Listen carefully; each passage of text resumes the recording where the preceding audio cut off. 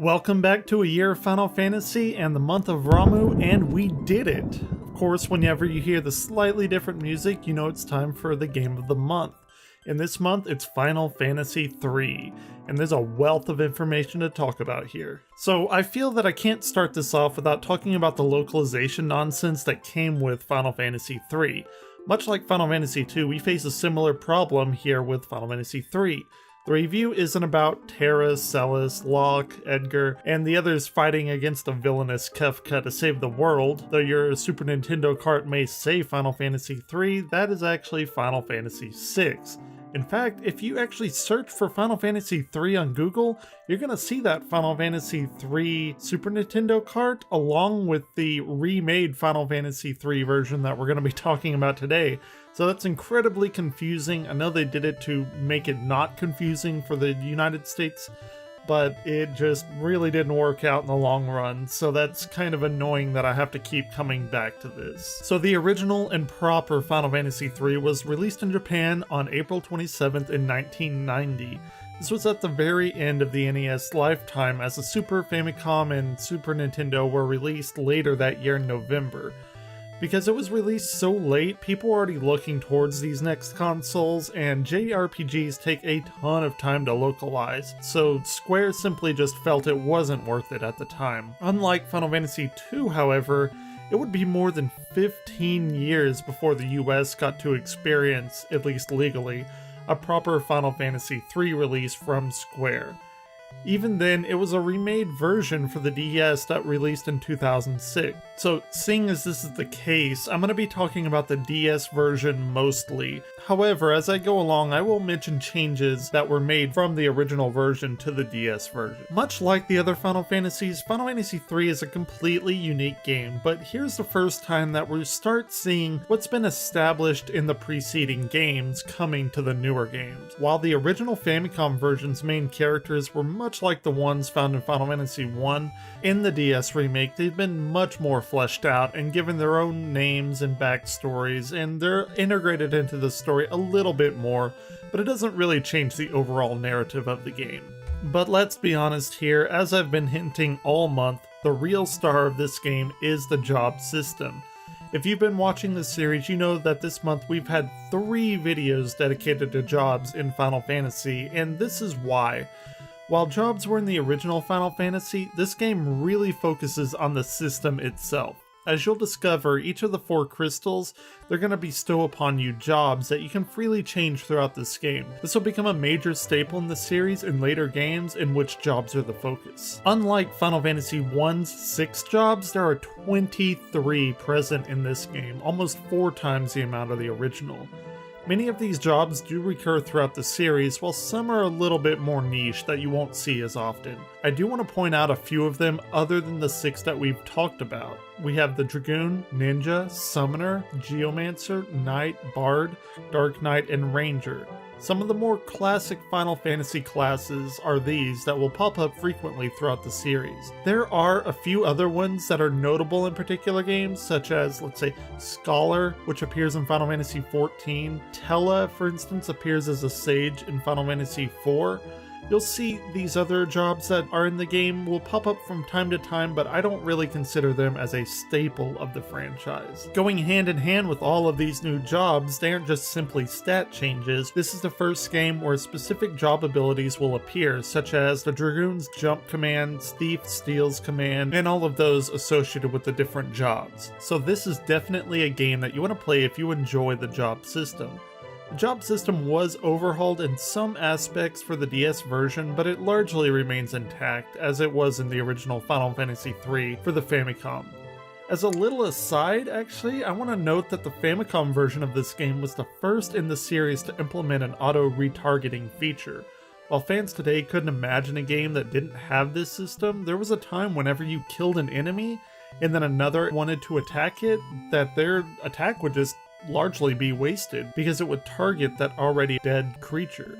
Clearly, this is one of the biggest quality of life improvements that was made in these original trilogies of games. As far as the general story goes, especially in the remake version of the DS, it combines the 4 Heroes of Light with an actual in-depth story than Final Fantasy I had. Our heroes, again in the DS series, are named Luneth, who functions as the main character who's supposed to save the crystals, Ark, who's Luneth's best friend, Refia, who's a daughter of a blacksmith, and Ingus, which is a knight of Sesune. It's a castle or a kingdom in this game, and I have to say as an aside, that kingdom employs red mages. All of the knights use magic and fighting together, so shout out to the red mages out there. That being said though, the version of Final Fantasy III on the Famicom follows more closely with Final Fantasy I, which is that the 4 main characters have no real proper names. Overall, this game, story-wise, just feels like a reimagining of the original Final Fantasy with a much deeper story and a much more complex job system with the mechanics that they've introduced. Also here, you'll see many of the well-known characters start to be reintroduced that appeared in Final Fantasy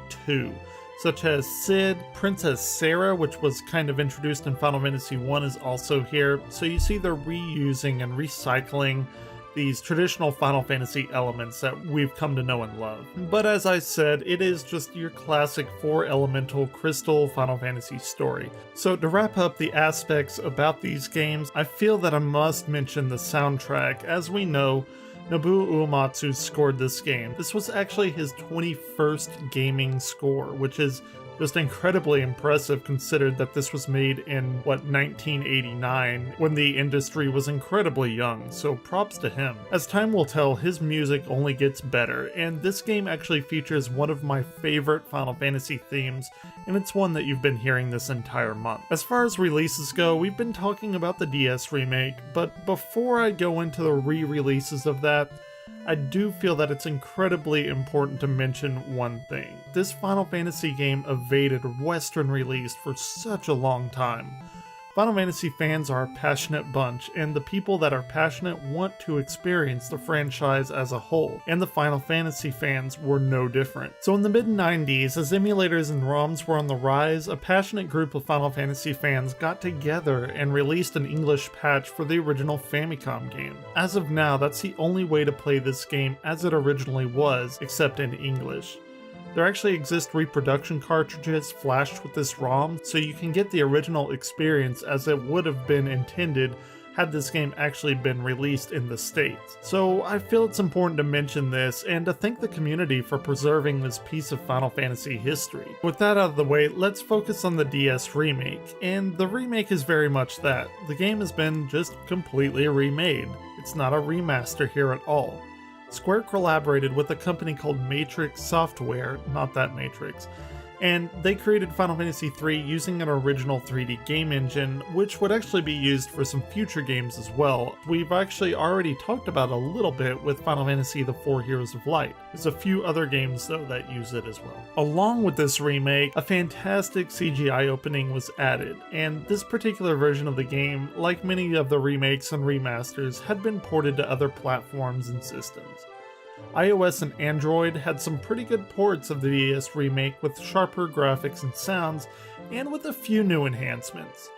PSP actually got a port of this game very late in its life in 2012, which I actually didn't discover until maybe a year ago when I was messing around with my PSP. That's really awesome, but I really wish they would have made this a little bit more impactful for the PSP. Other ports of note, you have the Kindle Fire and the Ouya, and basically the big thing that you want to know where it came out on is that it is available on Steam. So whichever way you play it, you're going to have a fantastic game waiting for you. Out of the original trilogy, I do believe that this is the best Final Fantasy experience that you're going to have. It's definitely worth a playthrough, if not just for the fantastic introduction to the origin of the job system. So here, as we look back on the month of Ramuh, I've learned so much about many games that I never got the opportunity to play or that I played just such a long time ago, I got a reason to revisit them again. And this was fantastic. This month was awesome. And we get to end it off with the incredibly important installment of Final Fantasy III. Final Fantasy III is the first that begins the tradition of what we know Final Fantasy as today. We look back to the past and we take those elements of the franchise that people love the most and we recreate an entirely new yet familiar game. The merging of the familiar and new is what allows series like Final Fantasy